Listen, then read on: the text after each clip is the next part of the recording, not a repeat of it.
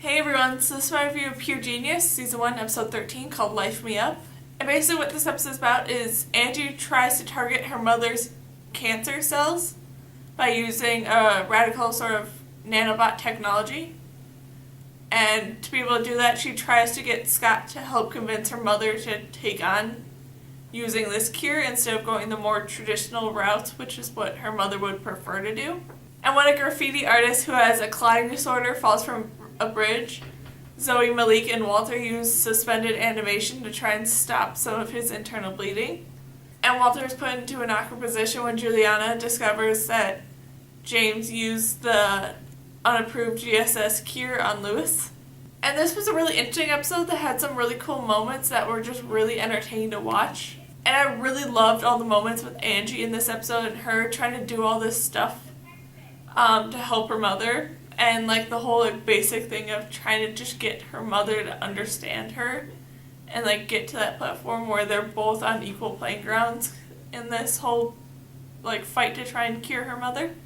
And I really liked when Scott sort of talked with Angie and brought up like these two like sort of key points. One of them being how Angie managed to be so smart and dedicated that she managed to push all the rest of the team to come up with this radical cure to cure her mother instead of just going the traditional route at Bunker Hill because they couldn't think of anything else.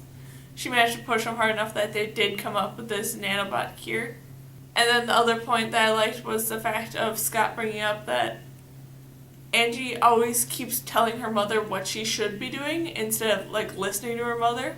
So what she should do with her mother is that Angie should explain to her mother like all her worries and things that are the reasons why she's pushing her mother towards getting this other cure. But then also on the other side, listen to what her mother thinks and what her mother's fears and stuff are. Then the parts with the graffiti artist were really kind of cool with all the different procedures that they did to try and save this guy's life.